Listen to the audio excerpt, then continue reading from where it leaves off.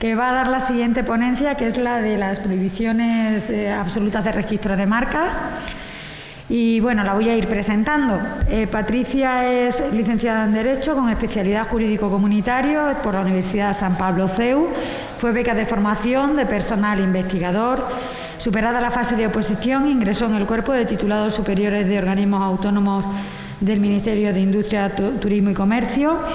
Desde el 2001 hasta el año 2018 fue letrada de la Unidad de Recursos.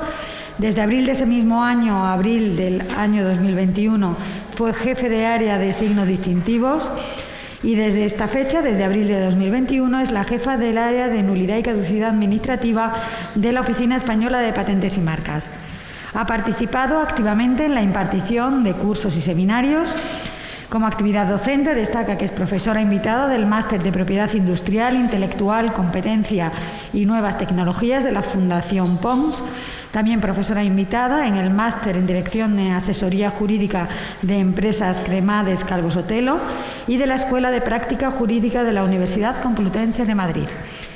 Sin más, pues a Patricia, tienes la palabra. Gracias. Bueno, pues nuevamente hola a todos y como os decía, pues estamos aquí recogiendo el testigo de las dos ponencias anteriores y enfrentándome al reto de comentaros o hablar de las prohibiciones absolutas, como os digo, con un triple reto por intentar hablar de todas las prohibiciones absolutas en 40 o 45 minutos, por intentar hablar de las prohibiciones absolutas detrás de la ponencia que nos dio ayer Virginia, que sin duda trajo mucha serie de ejemplos que cuanto menos pueden ser curiosos y yo creo que muy discutibles en la mente de todos, y para intentar delimitar una vez más el campo de las prohibiciones absolutas, que siempre entre todos intentamos definir claramente cuáles son sus límites estrictos de aplicación para darnos una aplicación más objetiva y sin embargo la práctica del día a día nos va presentando nuevos casos donde siempre nos hacen dudar y nos exigen volver a estudiar.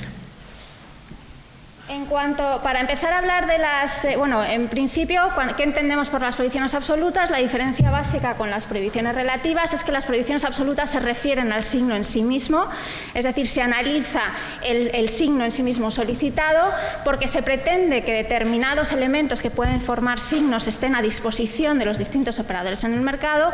Precisamente por este interés subyacente en las prohibiciones absolutas se realizará un examen de oficio e implicará que en caso de que hubieran sido registradas, se dará una imprescriptibilidad de la acción para poder atacar dichos registros. Para hablar de las prohibiciones absolutas que recoge el artículo 5 es necesario comenzar a hablar de qué es una marca, más o menos que define el artículo 4. El artículo 4 nos señala qué signos pueden constituir marca, dando una primer apartado, una lista, numerus apertus, diciendo en segundo lugar que este tipo de signos tienen que ser representadas de manera clara y precisa a efectos de la autoridad competente y el público general para poder delimitar el objeto de protección. Y en tercer lugar, este artículo 4 nos dice que ese signo tiene que cumplir la función indicadora del origen empresarial, la función básica de la marca, es decir, tener ese carácter distintivo en abstracto. Visto, por tanto, este artículo 4 es donde podemos empezar a hablar de las prohibiciones de registro en el artículo 5. El artículo 5 establece no podrá registrarse como marcas los signos siguientes: los que no puedan constituir marca por no ser conformes al artículo 4. Si volvemos entonces a analizar el artículo 5.1a y el artículo 4, entenderemos que dentro del artículo 5.1a van a incluirse aquellos signos cuyo monopolio no pueda ser definido. ¿Por qué? Porque esa representación no cumpla los requisitos de claridad y precisión que exige la ley. Requisitos de claridad y precisión que, como ya se han desarrollado en la ponencia anterior, provienen de la sentencia Sigman, que fue posteriormente asumida por la sentencia Schildmark. Y asimismo se dice que tampoco podrán constituir no solamente aquellos que no han sido representados de tal forma que podamos cerrar ese objeto de monopolio, sino aquellos que no tengan carácter distintivo en relación con el artículo 4, es decir, aquellos que no tienen carácter distintivo o no pueden cumplir la función de marca en abstracto para ningún tipo de productos o servicios. Como os decía, esto ya ha sido dicho en la sentencia anterior. Este tema de la necesidad de representar la marca de esta manera proviene de jurisprudencia comunitaria, cuando se empezó a estudiar que determinados signos no eran representables gráficamente, y dio lugar efectivamente a la directiva y a la transposición en este sentido. Aquí tenéis las sentencias que ya se han hablado de ellas. Y en cuanto a ejemplos del artículo 5.1a, falta de claridad y precisión, que sería uno de los requisitos que nos pide el artículo 4, pues traigo como ejemplo esta marca sonora de la WIPO, que efectivamente se ve cómo no existe esa claridad y precisión y, por tanto, cómo el objeto de monopolio no puede estar delimitado.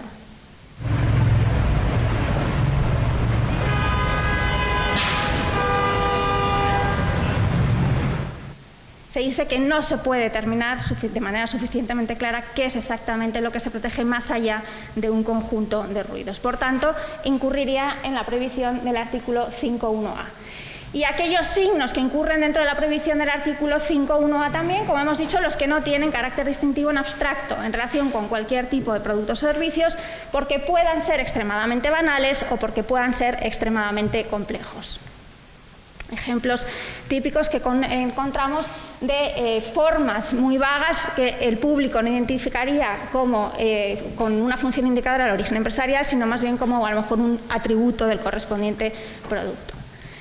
Por tanto, delimitado el artículo 5.1a como la primera prohibición absoluta referida al artículo 4, seguimos con el artículo 5.1b. ¿Qué nos indica el artículo 5.1b?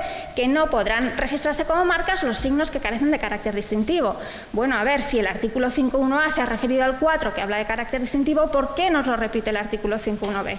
Pues nos lo repite porque aquí ya se está refiriendo al carácter distintivo en concreto, es decir, analizar el signo en relación con los productos o servicios solicitados.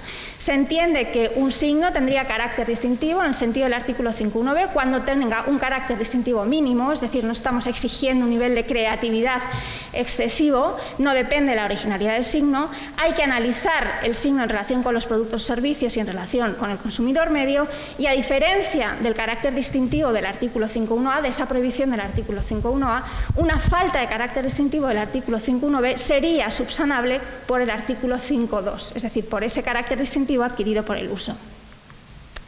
¿Qué marcas típicamente entran dentro del artículo 5.1b? Pues las llamadas marcas eslogan, que efectivamente podrán registrarse o tendrán carácter distintivo en la medida en que la marca no describa simplemente o se remita a típica función publicitaria que dé características de servicio, sino en la medida que supere ese tipo de información se entenderá que la marca eslogan será registrable y que no incurrirá en el artículo 5.1b.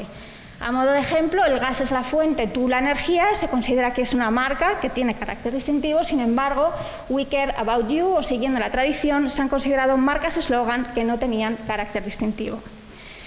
Otra marca típica de falta de carácter distintivo son las marcas tridimensionales, que sean la forma del producto en sí mismo, una prohibición ligada con el artículo 5.1e, sobre la que ya se ha visto bastante en la ponencia anterior, y otro tipo de elementos o signos que podemos encontrar en el 5.1b son las letras y cifras únicas.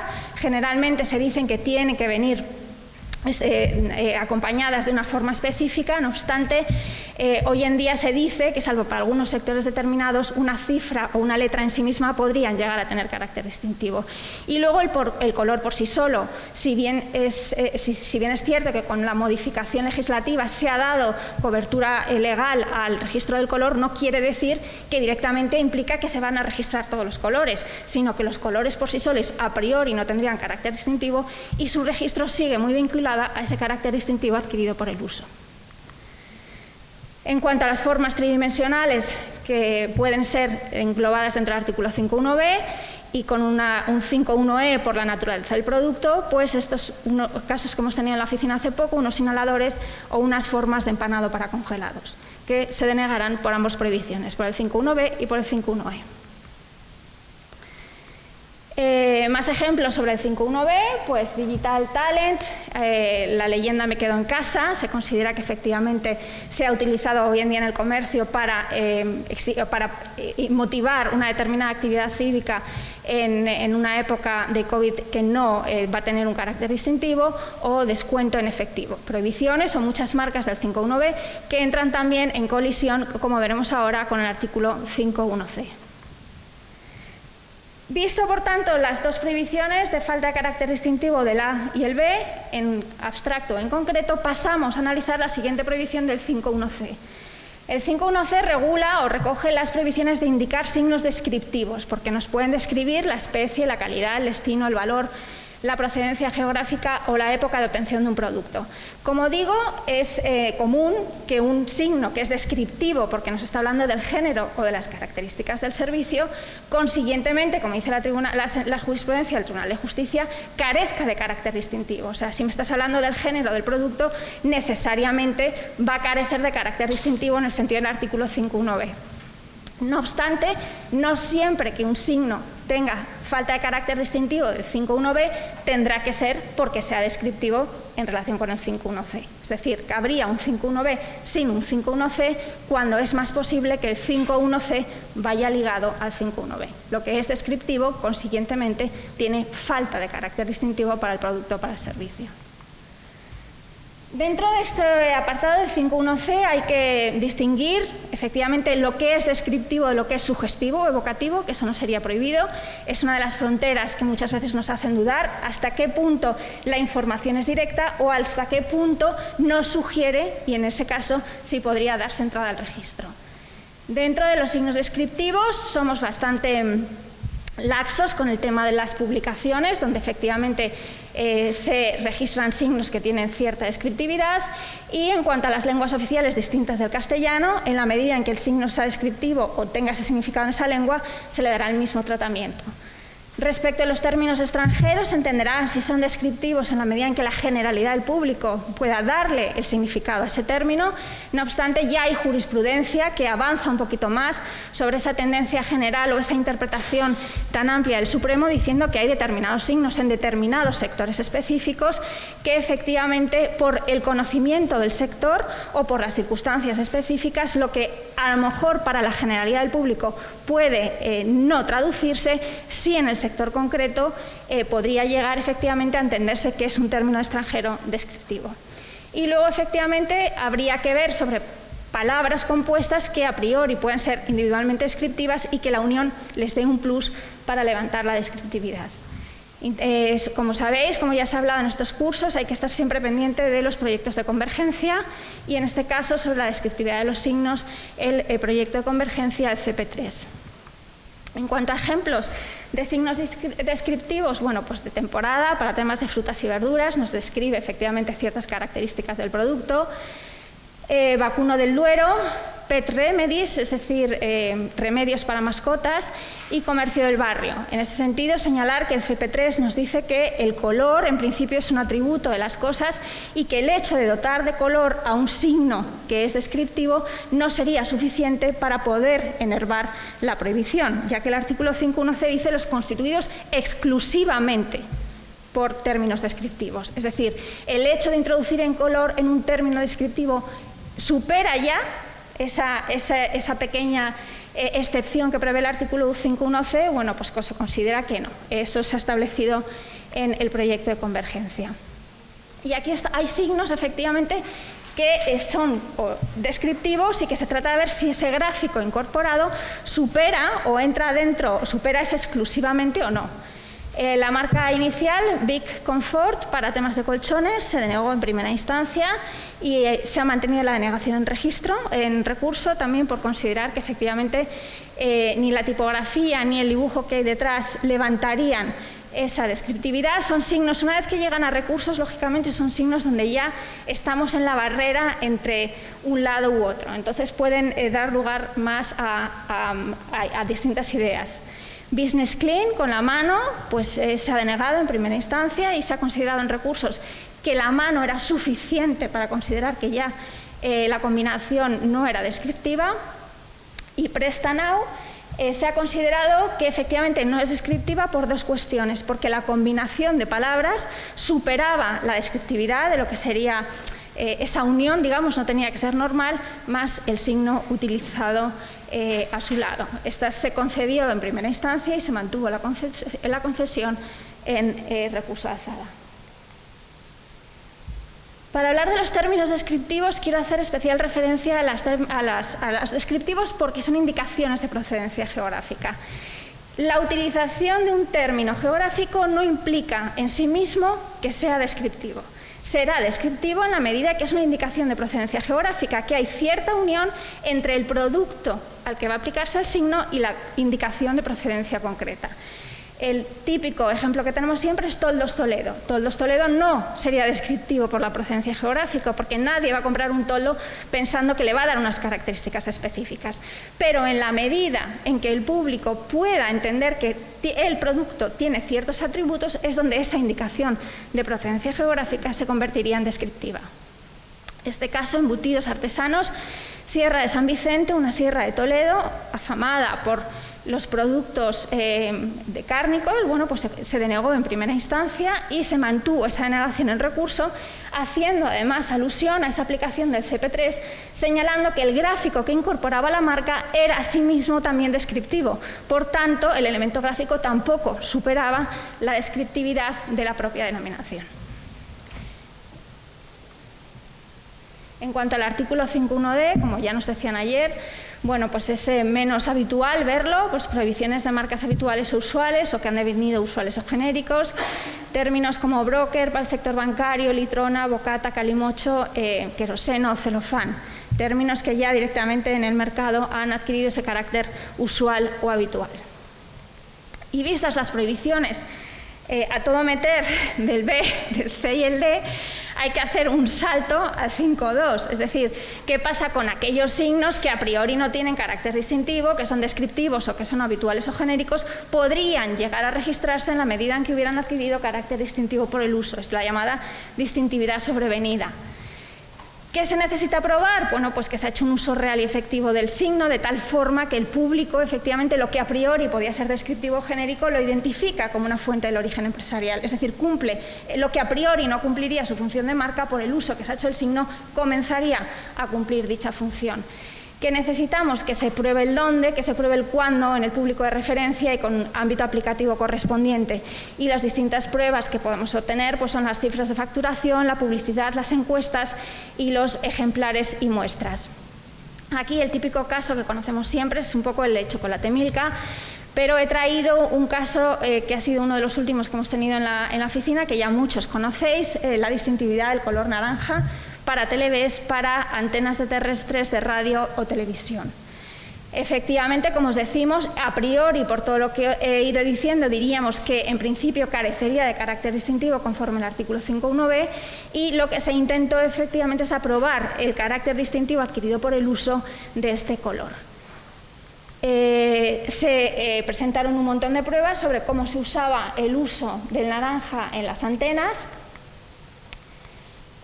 Todo esto más o menos es el detalle de la documentación que hubo en ese caso, y realmente en primera instancia no nos llegó a convencer del todo, en primer lugar porque en muchas de las pruebas el color siempre iba, aunque fuera asociado a la antena, veíamos que iba siempre también asociado a la denominación de Televes en sí mismo. O sea, no se podía decir que el origen empresarial viniera única y exclusivamente del color. Y es verdad que había muchísimas declaraciones de fabricantes del sector, pero tampoco nos daba la objetividad de otro tipo de declaraciones que se habían presentado en otros expedientes, que venían ya dadas por empresas externas, que podían dotar de mucha objetividad a la encuesta sobre cómo se formulaba la pregunta y cómo el consumidor por sí mismo iba llegando a decirnos cuál era la fuente indicadora del origen empresarial. Aquí más bien podemos conocer que el color naranja de la marca Televes era ya todo muy asociado, mientras que generalmente las encuestas que se utilizan para probar este carácter distintivo son encuestas que no van tan dirigidas. Se le pregunta, ¿le suena este color? ¿Le puede recordar algún sector comercial concreto? Y en su caso, ¿a qué tipo de marca le recuerda? Mientras que el tipo de encuesta que se producía en Televes era un pelín distinto. Pero bueno, luego en recurso se concedió por el carácter distintivo. Y otras marcas que hemos concedido también por el carácter distintivo adquirido por el uso, pues el bote de Colacao o el bote de Nivea. La siguiente prohibición absoluta es la de 5.1e, la paso muy rápido porque ya se ha hablado extensamente en la ponencia anterior. Constituidos exclusivamente por la forma u otra característica, esto de otra característica es lo que se incluye con la transposición de la directiva, por la naturaleza del producto, la que sea necesaria para el resultado técnico y la que dé un valor sustancial al producto. Estas dos últimas que intentan delimitar lo que tienen unas protecciones de técnicas de patentes como de seguridad por los industriales con monopolios limitados temporalmente para evitar que se registren marcas como monopolios atemporales. Forma impuesta por la naturaleza del producto, íntimamente ligada al artículo 51b, como os he comentado antes. Estas formas de empanado son un proceso muy reciente, un caso muy reciente de este año de la oficina, y un producto necesario para obtener resultados técnicos con unas patatas que descubrieron que efectivamente tenía esta sola hojita en el medio que impedía la mezcla de los dos elementos. Es decir, que es el resultado técnico que se pretende coger o obtener. Y unos casos también de estos últimos años, de esta última época, las típicas casitas de los ERCOS y las formas que se negaron también por el artículo 5.1e y el artículo 5.1d, que también han ido a recurso de alzada, donde se ha puesto quizás, se han dudado más si realmente es la forma del producto, en cuanto podrían, es un producto que puede adquirir otras formas necesarias, y se me ha dado más valor a la predicción de que es un valor, que la forma, en este caso el producto, le da un valor sustancial al mismo. Cambiamos. Venga, otra vez. Ya está, gracias. ¿Me habéis oído hasta aquí? ¿O está hablando para mi cuello, para mi vestido?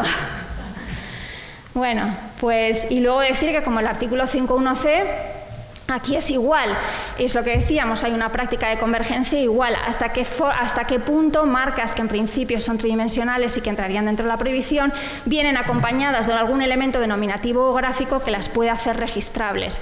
En el caso de los muñequitos del futbolín no tienen más elemento que la forma o la naturaleza del producto. En el caso del, siempre se me olvida el nombre que tiene esto para cubrir los vinos, en este caso que aparece con unos colores determinados, una combinación y una denominación, se entendería que ya no está compuesta exclusivamente por la forma del producto. Es decir, igual que el artículo 5.1c, se puede superar la prohibición cuando haya un plus más. En cuanto a los signos ilícitos, del artículo 5.1g dice no podrán, el F, los que no sean contrarios a la ley, al orden público o a las buenas costumbres. Los que no sean contrarios a la ley, que haya disposiciones legales específicas que nos exijan directamente su protección, como puede ser la protección del símbolo de la Cruz Roja, de los aros olímpicos o de los términos universidad o fundación, que por disposiciones legales específicas se exige su uso cuando se den unos criterios determinados. Los que sean contrarios al orden público, bueno, pues ejemplos sin perjuicio de que es una prohibición que nos trae también a todos de cabeza. ¿Cuáles son los límites del orden público? Bueno, pues aquí traigo un poco los ejemplos claros donde no hay duda alguna, ¿no? Lo que sería la cosificación de la mujer o, por ejemplo, esta marca de Wash Mafia, que se denegó por esta prohibición teniendo en cuenta ya la sentencia del Tribunal de Justicia, donde se dice que el término mafia, bueno, pues que efectivamente implica o ha implicado una organización criminal a lo largo de la historia y que efectivamente no se puede banalizar ese uso. Contrario a las buenas costumbres, bueno, pues tenemos también el caso del licor hijo puta, marcas como Ready to Fuck o La Hostia, o marcas específicamente que puedan entrar en colisión con determinados sentimientos religiosos, pues tenemos efectivamente esta prohibición para impedir su acceso al registro. Y en cuanto al artículo 5.1g, los signos engañosos. Este artículo también tiene enjundia, bueno, como todos yo creo. Los que puedan inducir al público a error, por ejemplo, sobre la naturaleza, la calidad o la procedencia geográfica del producto o servicio. Es una lista no cerrada, se puede hablar de la composición, se puede referir al destino o a la finalidad de los productos y se requieren que se den 3 circunstancias para la aplicación del artículo 5.1g. Que el error resulte objetivamente entre la discordancia del signo y de los productos o servicios, que esa discordancia genere unas expectativas en el consumidor que lógicamente no son reales y que por tanto efectivamente el signo no está cumpliendo esa función indicadora de la información, no es transparente. Por tanto, en función de esta prohibición hay que impedir dicho registro. Ejemplos del artículo 5.1g, pues que pueden afectar a la composición del producto, son del organic, efectivamente, se entiende efectivamente que la persona que ve el término organic sin perjuicio de que tenga una regulación específica en un reglamento comunitario puede entender que el producto va a tener unas características específicas en su composición y que si no las tiene puede asumir ese comportamiento de compra con error. Cabo de Cuba para bebidas alcohólicas. Bueno, pues puedes comprarlo pensando efectivamente que es un ron de Cuba y que por tanto me va a dar unas características el producto de alguna manera que me lleva a realizar ese comportamiento de compra, o engañoso en cuanto nos podamos pensar que el signo o el producto o el servicio puede tener un determinado respaldo institucional que no se corresponde con la realidad. Siempre me gusta traer este ejemplo, que no es que sea muy nuevo, pero es muy clarificador sobre qué sucede cuando el signo lleva un producto y se ha pedido su registro para productos más allá del que incorpora el propio signo.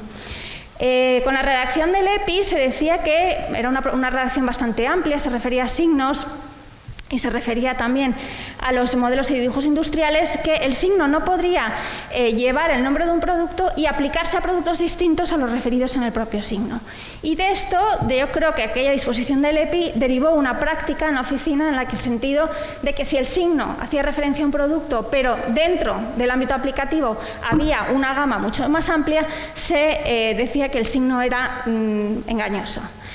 Se ha intentado superar esto, siempre que efectivamente que ese engaño no sea directo, y por ejemplo el caso típico de esta marca Miel Bellina, que se solicitó en un primer momento para todos esos productos que aparecen en la segunda parte de la diapositiva, y se denegó para todos menos para miel. Sin embargo, años más tarde se vuelve a solicitar, y ahí ya, a pesar de que lleve el término miel, se da para una serie de productos para los cuales se entiende que el signo no es engañoso, y únicamente se deniega para aquellos productos donde sí puede haber una colisión directa y sí se puede generar ese engaño directo en el consumidor. Y un último ejemplo de signo engañoso, Fabulosa para sangrías, que se ponía en la parte denominativa de la marca, que eran sangrías realizadas con uva albariño, y aquí se consideró efectivamente que podía generar esa expectativa de compra y que podría inducir a error si el producto no llevara la uva correspondiente. Y lo que se hizo, teniendo en cuenta la presentación, digamos, accesoria de esta información, fue eliminar ahí al lado del código de barras de esa información donde se hablaba de sangría realizada a base de uva albariño. Está allí a la derecha la marca solicitada y tal como quedó tras la modificación, donde se quitó los elementos referentes. Y finalmente entramos en el apasionante campo de las indicaciones de calidad. El artículo 5.1h, también artículos redactados nuevamente con la transposición de la directiva para defender o diferenciar lo que sería la protección de denominaciones de origen, indicaciones geográficas, términos tradicionales o especialidades tradicionales garantizadas. El artículo 5.1h nos dice que no podrán registrarse como marca los siguientes: los excluidos del registro en virtud de la legislación nacional de la Unión o acuerdos internacionales en los que sea parte un Estado de la Unión o el Estado español que confieran protección a las denominaciones de origen o indicaciones geográficas. Es decir, se trata de proteger tanto aquellas indicaciones geográficas como nacionales, como europeas, como aquellos a los que nos vemos obligados a proteger por convenios internacionales. Para ver cómo se protege la indicación geográfica, lógicamente hay que ir a los reglamentos correspondientes, porque solamente la protección de las indicaciones geográficas daría lugar para 3-4 horas de clase. ¿Qué conductas son prohibidas para proteger las indicaciones geográficas? ¿Qué es el uso directo? ¿Qué es el uso indirecto? ¿Qué es la evocación? ¿Qué es el uso engañoso? ¿Qué es el aprovechamiento indebido? ¿Qué son los mismos productos? ¿Qué son productos comparables? Entonces, yo creo que con mis 40 minutos puedo decir que las indicaciones, en la medida en que una marca incorpore una indicación geográfica, hay que analizar efectivamente la marca a la luz de los reglamentos comunitarios, hay que ver si puede incurrir, si la marca está incurriendo en un uso directo, en una determinada evocación, y que en caso de uso de una denominación siempre podría ser subsanable, siempre que el titular pueda amparar los productos correspondientes, aquellos protegidos por la denominación que hace referencia en su signo.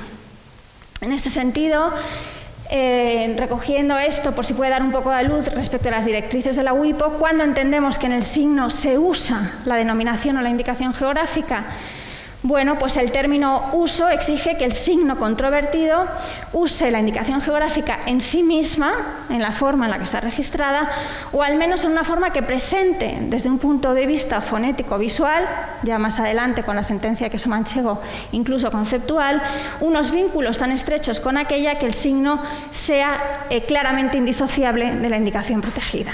Es decir, como os digo, es complicado muchas veces y nos cuesta. En principio, la incorporación de la indicación nos exigiría solicitar al solicitante que amparase los productos o servicios y, en el caso de que no estuvieran amparados, lógicamente se denegaría. No obstante, como os digo, las indicaciones geográficas, hay muchas conductas detrás de las mismas, muchas que se pueden analizar de oficio y muchas, como el aprovechamiento, que podría implicar una protección más allá de lo que sería el producto protegido en sí mismo, que exigiría la oposición correspondiente porque nos deberían probar esa conducta del aprovechamiento. Eso no podría analizarse de oficio. En cuanto a la siguiente protección o la siguiente prohibición, no podrán registrarse como marca los siguientes. Los excluidos en virtud, vuelve a decir el artículo un poco la misma redacción que en el caso de las denominaciones de origen, y en este caso se habla de los términos tradicionales. Como están en mente de todos hoy en día en el departamento, en el ámbito de los términos tradicionales, si hemos dicho que las conductas de la indicación o la denominación hay que irse a los reglamentos para ver qué es ese uso directo, ese aprovechamiento, esa evocación, en el caso de los términos tradicionales, ¿qué nos dicen? ¿Cuándo se van a proteger los términos tradicionales? Bueno, es una protección más limitada que las indicaciones o las denominaciones de origen. Se van a proteger en la medida en que consistan o contengan. Aquí ya el ámbito de protección para los productos o servicios es los productos o servicios para los cuales está registrado, pero aparentemente que esto a priori nos puede decir, pues es más fácil. Pues entonces, sí, ya sabemos que para proteger los términos tradicionales tenemos unos parámetros mucho más delimitados. Pues no, siguen apareciendo nuestras dudas. ¿Qué es eso de que contenga o consista? En ese sentido, viendo un poco al raíz del caso que tenemos ahora mismo un poco en la oficina, y viendo ayer, por dar un poco más de explicación a esto, viendo las directrices de la WIPO se dice que contenga o consista, pero además en la interpretación va un poquito más allá. Que contenga que consista o contenga, y que además esa forma de consistir o contener pueda llevar al consumidor a generarse ese supuesto de calidad que el término geográfico nos está dando.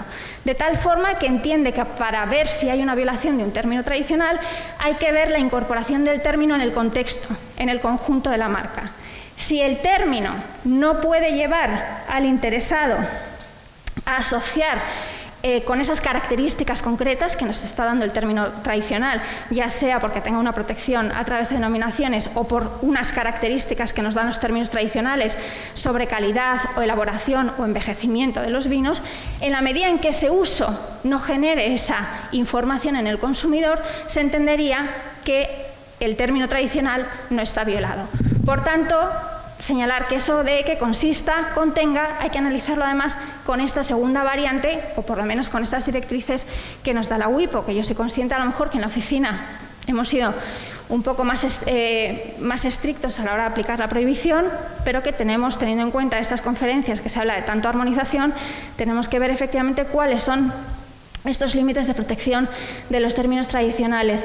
Y así os diré que efectivamente me resultó bastante curioso un ejemplo que traen de las propias guías en las que noble dragón, siendo noble un término tradicional, por tanto la marca contiene el término tradicional, han considerado que no implicaba una violación del mismo porque generaba una unión conceptual que evitaba que el consumidor asumiera esas características de tradición que le estaba dando el término al producto.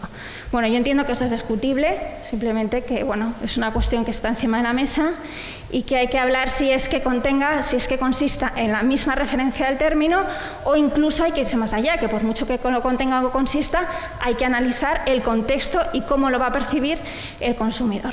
¿De acuerdo? Ay. Sí. Y los siguientes, los excluidos del registro, pues igual, en cuanto confieran la protección a especialidades tradicionales garantizadas. Bueno, quiero decir también en la de términos tradicionales que podría superarse la protección en la medida en que se amparase a las cualidades específicas el producto, a la denominación correspondiente o a vinos que se correspondan con el término tradicional X de la denominación de origen concreta. Y las especialidades tradicionales garantizadas, pues exactamente igual, jamón serrano, leche de granja, panelets o tortas de aceite de Castilleja, que son las reconocidas en el ámbito nacional, en la medida que una marca incluya alguna de estas especialidades tradicionales, efectivamente tendrá que amparar el producto diciendo que se corresponde con la especialidad tradicional que está identificando en el distintivo. Cambiando de tercio, nos vamos a las variedades vegetales.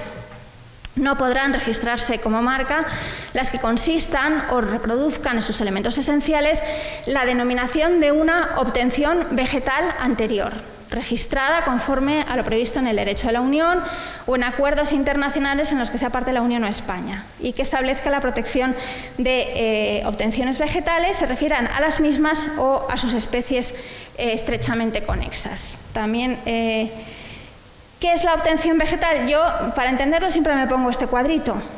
La obtención vegetal es como se recoge un grupo dentro de una especie que tiene una serie de características específicas en sí mismas. Es decir, dentro de las lechugas, no sé si será lo más técnico hablar de lechugas en este sector, hay dentro de esa especie hay grupos específicos que se pueden unificar en función de sus características, y a estas obtenciones vegetales se les da una determinada denominación, que son como van a pasar a denominarse las obtenciones en el mercado, y que por tanto tienen que estar a libre disposición de todos los operadores y no puede recaer sobre las mismas un derecho exclusiva. Por ello, si el signo distintivo recogiera una protección de un signo por una obtención vegetal, que los examinadores buscarán en las bases correspondientes, al igual que se realizará con las denominaciones de origen y los términos tradicionales, en Ambrosía o bien en este caso en Pluto, pues podemos entender efectivamente si para la clase 31, que es para esa clase donde hay que ver efectivamente si está protegido como una obtención vegetal, podría entrar a registro o no.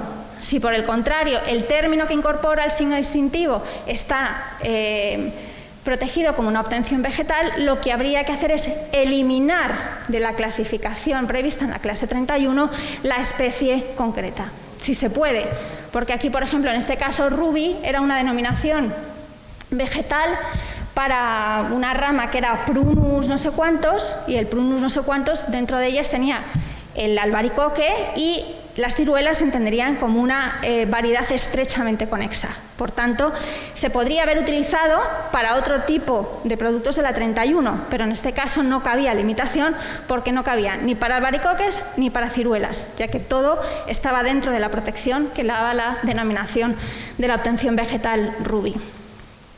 Aquí una última que he encontrado un poco actual en la oficina: pequeña enana pequeña enana es una variedad vegetal para unos plátanos específicos canarios, y entonces en la descripción de la clase 31 se le exige que elimine la referencia a las plantas, a los plátanos que pueda efectivamente afectar a la variedad vegetal correspondiente.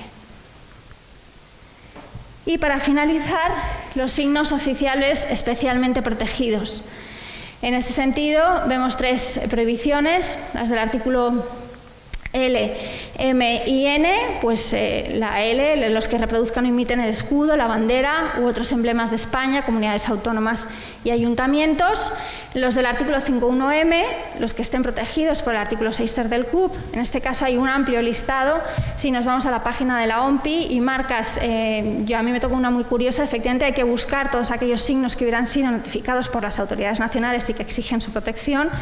Me acuerdo uno que hubo en el área que la examinadora estuvo pues muy espabilada, porque efectivamente se dio cuenta de que algo podía haber detrás, y buscando en el listado que aparecía en el 6 ter era un símbolo de protección de los marines, que, bueno, pues que se podía haber pasado directamente como marca, y ella hizo una laboriosa y tediosa tarea de búsqueda en todo ese listado hasta darse cuenta que el gráfico que se utilizaba era un símbolo de los marines protegidos por el Seister.